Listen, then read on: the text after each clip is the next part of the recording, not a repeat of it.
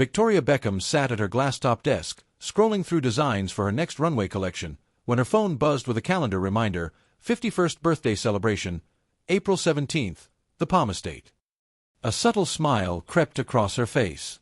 Despite years in the spotlight, birthdays still stirred something within her, a mixture of nostalgia, pride, and excitement. This year, her husband David had insisted she let go of the reins and allow him, and a few creative minds, to organize everything. That was code for, "We've roped in Brooklyn and Nicola." Nicola Peltz Beckham was always brimming with style ideas. Since joining the Beckham family, she had become Victoria's fashion confidant and occasionally, her silent muse. It was during a late-night wine-fueled FaceTime chat that Nicola pitched it. "You know what would be iconic?" she said, her eyes lit with enthusiasm. "You. In that vintage-inspired ivory corset I wore at the Vanity Fair Oscars party last year." Victoria raised an eyebrow. "Darling, that corset was practically stitched onto your skin." "That's the point." Nicola giggled. "It's daring, powerful, feminine, and honestly, you'd rock the hell out of it." 2 weeks before the party, a custom reinterpretation of Nicola's corset look arrived at Victoria's London studio. Designed by Nicola's favorite French atelier and fine-tuned by Victoria's own team, it was a masterpiece of silk, boning, and whisper-thin lace, tailored to perfection. The first time Victoria tried it on, there was silence in the room. Clara, her head seamstress, blinked twice before breathing out, "You look sensational." Victoria turned slowly in the mirror. The corset cinched her waist elegantly, the off-shoulder structure sculpted her frame, and the satin melted into her skin like a second layer. "Well," Victoria murmured, "Nicola wasn't wrong." The birthday celebration took place at the Beckham's Miami mansion, transformed for the night into a Venetian-style gala under the stars. White roses hung from crystal chandeliers, and string quartets played haunting melodies over the ripple of laughter and champagne flutes. David greeted guests in a classic navy tux, sipping a glass of vintage red as their children floated through the crowd. Brooklyn and Nicola had taken charge of the guest list and design, creating an ambience that was both intimate and extravagant. But all eyes turned when Victoria descended the staircase. Flanked by golden candlelight, she appeared ethereal in the corset gown, updated with a pearl-adorned train and a sheer organza cape that caught the breeze. Her sleek ponytail and smoky eye brought the entire look together. Gasps, compliments, and camera flashes followed her every step. Even Harper, dressed in a lavender satin gown, whispered to her dad, "Mum looks like a goddess." David smiled, kissed Harper on the head, and whispered back, "She always does." Later in the evening, Nicola clinked her glass and stood up at the head table. "I want to say something," she said, voice steady but warm. "Victoria, from the moment I entered this family, you embraced me not just as Brooklyn's wife, but as your friend, your fashion comrade, your co-conspirator.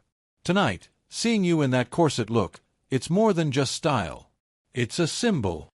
Victoria raised an eyebrow, curious. "It's a symbol of the woman who redefined herself again and again. Pop icon, business mogul, designer, mother, and still effortlessly posh," Nicola said, to laughter and applause. "Happy birthday, V. You're my inspiration." The two women embraced as the crowd cheered, and Victoria whispered, "Thank you, darling.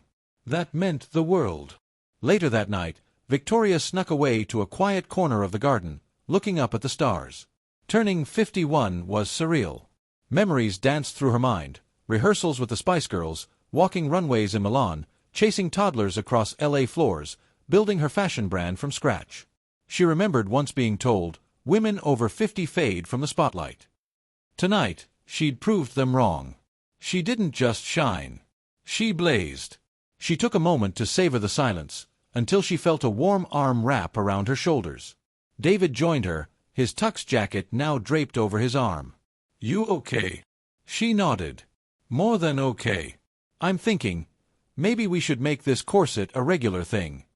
He smirked. "I second that. Though the rest of the party may not survive it." As the night wore on, the formal garden transformed into a dance floor. The DJ mixed 90s hits with orchestral arrangements. At one point, Wannabe started playing and the crowd roared. Mel B and Emma Bunton had made it to the celebration, and the three Spice Girls took to the dance floor in a flurry of giggles and nostalgia. Victoria didn't miss a beat, dancing in her heels and corset with more energy than she had in years. Nicola recorded a video on her phone and mouthed, "Still got it." The night faded into a haze of lights, music, and celebration. Victoria's 51st birthday became more than just a party. It was a fashion statement, a personal triumph, and a celebration of her evolution. The next morning, social media exploded. Victoria Beckham stuns in Nicola Peltz-inspired corset look at 51st birthday bash. Fashion moment of the year. Who says you can't be iconic in your 50s? Victoria scrolled through the praise, chuckling as Harper peeked over her shoulder.